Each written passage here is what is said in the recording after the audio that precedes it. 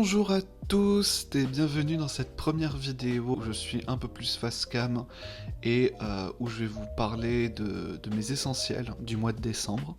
Et c'était une vidéo que je fais un peu sur un coup de tête mais que... Enfin, pas vraiment. Enfin, j'y pensais depuis genre un moment et là je me dis bon allez, on y va, on se lance et c'est parti. On passe tout de suite au premier objet. On va commencer smart avec le premier objet qui est tout simplement mon iPad 9ème génération. Faites pas attention au tag, enfin au reste de stickers qui est dessus parce que c'était un stickers de garantie. Donc vraiment pas funky du tout, pas slay du tout, mais c'est un iPad de 9ème génération que j'ai chopé dans un cache converteur, soit un truc comme ça, parce que j'avais besoin d'un iPad, notamment pour écrire un futur podcast qui va arriver incessamment. Et voilà, je suis assez fan de ce produit, de ce truc, de cet iPad, parce que tout ce que je fais sur un ordi, mais qui du coup quand j'ai pas envie de prendre un ordi parce que c'est trop lourd et tout machin, je peux le faire là-dessus et c'est trop bien quoi. Le deuxième objet est un peu plus en relation avec mes passions, c'est simplement mon petit point and shoot argentique. Celui-ci c'est un Konica Z-Up 150 VP. Donc, qui est un point and shoot argentique, comme j'ai dit, qui a une très très bonne définition d'image. Je vous mets ici quelques exemples de photos toutes plus belles les unes que les autres.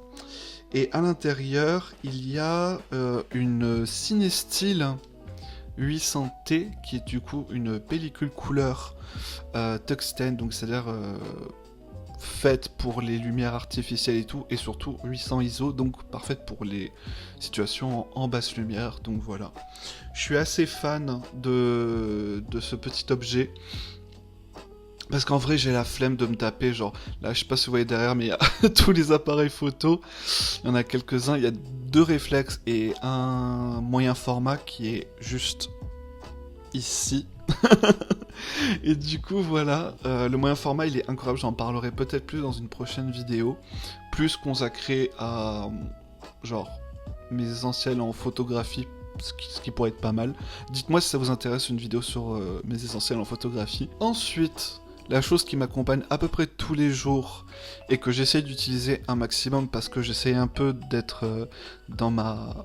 Vous voyez, analogue, era, ce genre de conneries, quoi. Bref, c'est d'avoir, un carnet dans lequel j'écris à peu près tout. Bon, je vais pas vous montrer parce qu'il y a mes deep thoughts, comme on dit, mes pensées un peu sombres. Mais je mets aussi des to-do, je mets aussi un peu tout, en fait, sur ce carnet. Et bref, il est vraiment trop bien. J'avais pensé à acheter un carnet de chez Paper Republic, donc les fameux carnets, vous savez, avec l'espèce de couverture en cuir qu'on peut recharger et tout, mais genre la couverture en cuir, elle coûte minimum 50€. Donc je suis en mode, j'ai pas 50€ à mettre dans un carré de cuir et dans des élastiques à 4,50€ l'unité. Donc je n'ai pas fait ça. Et je m'en porte très bien. Ensuite, on va passer plus en mode tech. Il y a déjà eu l'iPad, mais on va aller un cran au-dessus. Ça va être la trouvaille de l'année que j'ai faite en novembre. C'est un iPod classique de 7ème génération qui est incroyable. Je sais pas si on voit bien à la caméra, mais il est magnifique. Enfin, les iPods classiques, c'est genre une pièce de design que je trouve genre absolument incroyable et que j'ai trouvé par hasard dans la rue avec un pote. On en a trouvé 2. Alors ça c'est pareil, tout le lore autour de cette histoire est incroyable. En gros, on se baladait dans des rues, je sais plus où on était, je crois on était rive gauche en tout cas, enfin pas loin de l'Institut du monde arabe, et on a trouvé un carton à côté d'un cinéma en fait, où il y avait marqué cause de déménagement, à donner et tout machin. Et on trouve ces 2 iPods, un lecteur DVD, une chaîne Hi-Fi, enfin vraiment le jackpot quoi. Et ce qui est incroyable, c'est qu'on en parlait la veille en mode putain, ça serait trop bien d'avoir un MP3 et tout, ou quelque chose comme ça. Et on tombe du coup sur ça, et c'est incroyable. Genre vraiment, on a été en boucle là-dessus jusqu'à ce que je rentre à Lille et tout, machin, on a été en boucle dessus pendant plusieurs heures, et c'était genre trop bien. Enfin vraiment, ça nous a refait. Et depuis, du coup, je l'utilise quotidiennement pour écouter ma musique, pour écouter mes podcasts, même regarder des films. Bon, les films, ça fait un peu genre... C'est quand même un écran assez petit, mais je sais pas si les gens verront à peu près mon état d'esprit, mais genre, quand t'es dans le train, t'as pas envie de sortir ton iPad, t'as pas envie de sortir ton ordi ou quoi, et que t'as pas envie d'avoir des distractions avec ton téléphone et tout, bah...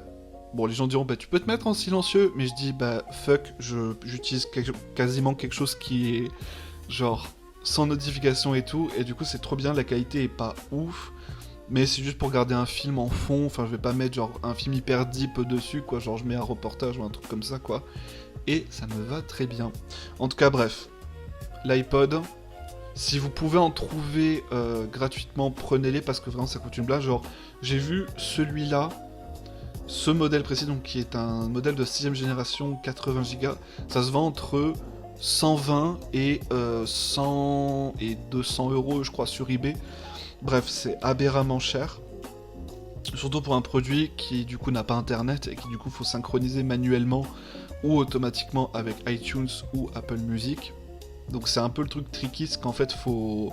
Si t'as pas un Mac et si t'as pas iTunes ou un truc comme ça, tu pourras pas l'utiliser à moins de le modder. Je ferai peut-être une vidéo là-dessus explicative sur comment modder un iPod, parce qu'en vrai ça peut être un truc vraiment cool de pouvoir utiliser avec un logiciel open source cette pièce de design comme j'ai dit tout à l'heure. Et voilà. Dans l'objet suivant, c'est un petit peu boring, mais c'est genre mon porte-carte que j'ai trouvé chez Muji à Paris. Et en fait, je cherchais parce que j'ai un énorme, un énorme portefeuille. Et j'en avais marre de toujours le sortir. Et avec les cartes qui commencent à tomber et tout, enfin, il commence vraiment à décéder ce portefeuille. Donc, il faut vraiment que je le change. En attendant, j'ai pris un porte-carte en aluminium qui est trop bien. Je peux ranger 5-6 cartes dedans, donc il y a mes cartes bleues, carte vitale et carte de transport. L'objet suivant, ce sont des écouteurs filaires. Des écouteurs filaires avec une prise jack pour aller avec mon iPod, pour aller avec mon Mac, pour aller avec mon iPad, enfin bref, j'utilise tout le temps. Parce que parfois, je sais pas si ça vous le fait, mais la réduction de bruit, notamment sur mon casque, ça peut me faire dissocier en fait. Juste, je suis tellement pris dans mon truc et dans le film que je regarde, dans la vidéo que je regarde et tout, qu'après quand je dois enlever le casque, du coup, je suis hyper stimulé genre par le bruit et tout, alors que là, si je mets juste des écouteurs normaux, sans réduction de bruit, je reste quand même un peu genre au courant de ce qui se passe et je peux faire plus attention un peu à ce qui est autour de moi. Bref, autistic shit. Ensuite, bon ça, c'est un truc, voilà, ça c'est génial. C'est un sachet de Earl Grey de thé. J'ai toujours un sachet de thé autour de moi parce que je vais rarement... Enfin, je vais de temps en temps dans des cafés, mais je vais pas genre tout le temps. Et je vais souvent chez des potes. Et parfois, j'ai un peu la flemme de prendre leur thé à eux parce que c'est eux qui l'ont acheté. J'ai pas envie forcément de vider leur réserve de thé. Du coup, je prends toujours, la plupart du temps, un sachet de thé avec moi. Là, c'est du Earl Grey parce que je suis dans ma Earl Grey era. Je suis dans ma période Earl Grey et c'est... Bref, c'est super bon. Le prochain objet que je vais... vous montrer, c'est un livre qui s'appelle The Life and Work of Agnès Varda, A Complicated Passion. Je vais y arriver, je sais pas lire parce que c'est à l'envers, donc voilà. Mais, mais c'est un livre que j'ai trouvé à la librairie The Red Wheelbarrow, qui est du coup une librairie très connue à Paris. pareil dans le 5e, enfin au niveau d'Odéon, pas loin d'Odéon et du Jardin du Luxembourg. Et je commence à lire ce livre parce que faut savoir que je n'ai vu aucun film d'Agnès Varda.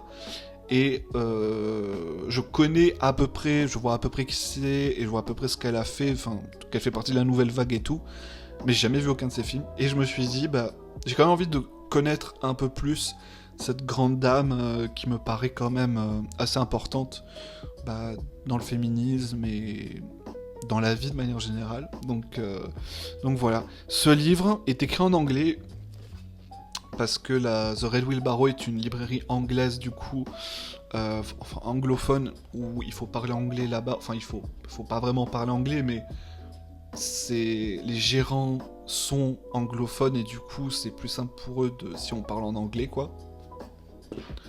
Et voilà quoi, non ouais j'ai adoré, enfin j'adore ce livre parce que vraiment je suis en train de le lire et il est vraiment génial. Ensuite, j'en parlais tout à l'heure, voici mon casque audio qui est le CMF Headphone Pro, enfin quelque chose comme ça. Je vous mettrai le lien de toute façon dans la description. Mais c'est un casque que je trouve trop joli, à réduction de bruit du coup, qui fait Bluetooth et qui peut être connecté en filaire, donc pour aller sur mon iPod notamment. Et je l'adore, je le trouve. Enfin, j'adore le côté très rond, enfin, je trouve ça trop mignon en fait. Et les coussinets qu'on voit là, enfin, les coussinets du coup du casque sont amovibles et on peut les changer en mettre de couleur et tout, mais genre ça coûte, je crois, 25€, donc OSEF, je les garde blancs et c'est très bien. C'est la fin de cette vidéo, j'espère que ça vous aura plu. Si vous... N'hésitez pas à vous abonner à la chaîne, n'hésitez pas à genre commenter et tout, et à me dire si vous voulez des prochaines vidéos un peu dans ce style, un peu genre talk et tout machin. De toute façon, je prépare un podcast vidéo, donc qui sera sur YouTube, un peu à la Emma Chamberlain, et voilà, bref. Ciao!